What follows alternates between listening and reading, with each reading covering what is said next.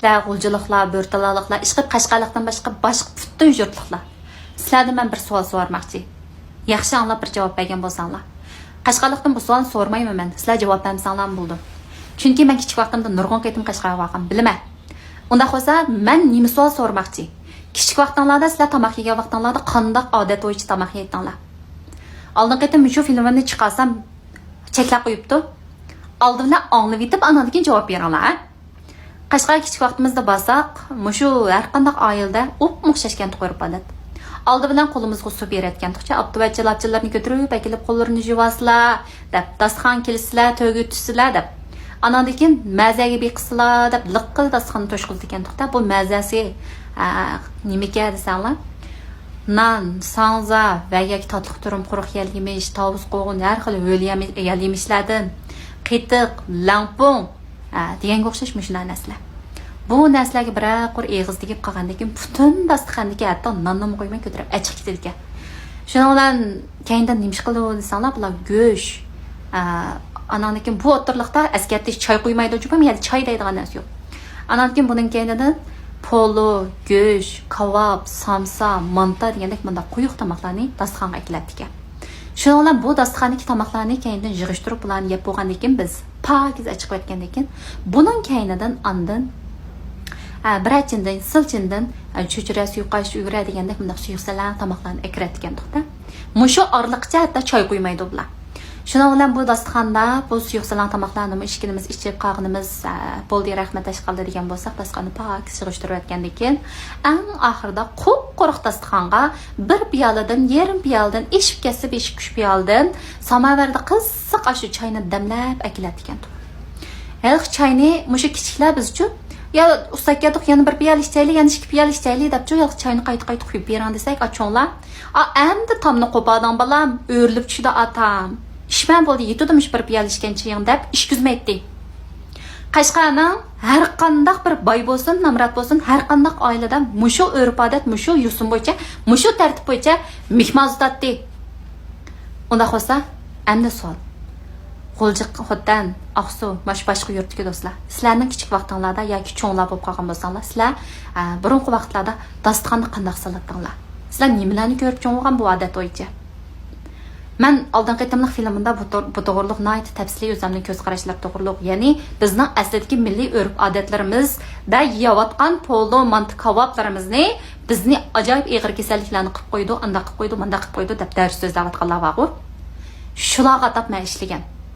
Bizning urf-odatlarimizdagi bizningki milliycha an'anaviy nachmanlarning yeb kelgan tomoqlarimiz ajaba ashuncholar bizga ziyonli tomoqmi?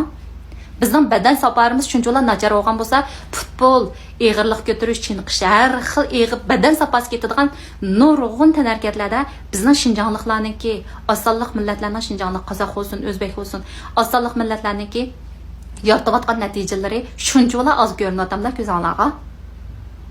Biz bu narsalarga nim ketadiganlikni azroq material ko'rib baqsaq, genning qanchalik muhimligini bilamiz-ku deyman. Şu neçmanzılığın yap yavatgan mantipolo kebaplarımız, şoylalarımız, narin çöplerimiz şu bizden bedenimizga kuvvet qilganlik uchun şu gen degan narsa aldırmay şu bedenimizning sapasi şu halat kelgan bo'g'iydi. Men mushuni so'zlab chiqdim. Bu yerda askartib aytay. Bizning yavatgan hozirgi Gambian chowmian, tapanji, lazji, sizlar atalmış yavatgan Xinjiang chowmifen degan narsalar hech qaysi bizning Xinjiangdagi milliy bizningki yavatgan urf-odatimiz bo'yicha yavatgan tomoqlarimiz emas. Tek 4 kundan oldida chiqib qolgan tomoq bu. Kim deydi bu tomoqni bizning Xinjiangliklarning an'anaviy tomoqi deb? Qaysi birisi odamga foyda qildi bu tomoqlarni? Men texnik chiq so'zlashdan hojat yo'q. Oldin qaytimliq filmim ko'rib birdan tushunib olinglar. Bizning qilayotgan ishlarimiz, yavatgan narslarimizning hammasi nurg'unlari bizning urf-odatimizga haqiqiy tomoq emas, tomoq yeyish odatimiz emas. Rad tartibmi xato. Andan keyin ekologiyaning buzilib ketganlik sababi bor. Qo'limizda ketmay yo'q, chiniqish yo'q, mashinada o'tirimiz kashkicha jiq yavolimiz shu holimizga. Tomoqdimi gunoh nimada? Bizning o'zimizdami? Nurg'un narsa xafi yo'q nima? Yeshil narsa nima? Mani da film ishlayotganing obdan anlab qo'y. O'g'aval bo'lsangmi, nim bo'lsang, akam bo'lamsa, inim bo'lamsa, palonchi deydigan birisi sen deb ishlab ketibsa. Mayli nimada? Yana bir ishlab turib, yana bir o'yol itib. Mayli aqasan nimada? man mushu ekranga chiqib so'zlagan har qanday bir nimamni qayta material ko'rib izlanib ananki mush ekranga chiqib digidek bo'lgan vaqtimda ondan deyman man haqqa o'xshash iya danglagan gapimni haqqa o'xshash aya danglagan to'rt eg'iz gapimni akilib qurashtirib ping-toq qilib bir jumla qilib men chiqib demayapman. Men har qanday narsani material ko'rgandan keyin izlangandan keyin anandikin deyman. Menda unchalik kalla bor. Men emas, o'zing o'ylanib baq. Bizning yavatqanimiz aslidagi bizning milliy tomoqlarimiz emas bu bir. Ikkinchidan qo'limizda ketmay yo'q. Alla burun bizda mashinada o'tirayotimiz, putimizda texi menish yo'q. Bizda sog'lomlikqa nisbatan ong texi yo'q. Tomoq yeyishda rad tartib qoida yo'sin texi yo'q. Mushlarningki hammasi bizningki tan salomatligimizga ziyonliq. Tomoqniki tush deyavolimiz, kech yemaymiz. Aslida qoida bo'yicha. Hozirchu maktablarning atrofidagi narsalarchu qaysi birisi axlat narsa emas. Cho'nglardan kichik bolalardan nimishq kasaljiq. Chunki hech qaysimiz oilada shu cho'nglarimiz yapchon bo'lgan ko'ja, yopdan, cho'p, umach, ankin polo, lag'man, manta, kebab, manda narsalarni yemaymiz. Dopanji, loj, abay deganlarga butun axlat tomoqni yeymiz. Yavatqinimizga qaysi bir tomoqniki yeshilmaganda bo'pti 50 kishil bo'pti. Men asli desib qo'ygan cho'chaklarni shuni dotop qolmayli deb men davomli tavsiya qilyapman. Rahmat. Xo'jaliklar, g'uljiliklar